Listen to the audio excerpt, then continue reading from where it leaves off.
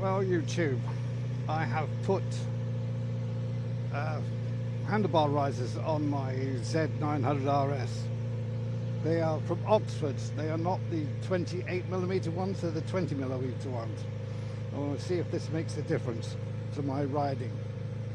But we will see what we will see. So here we go.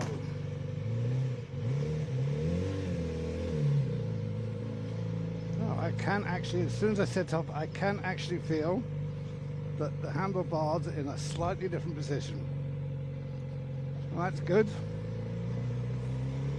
Because I've put in way too much weight on my wrists before, so we have to see how this goes.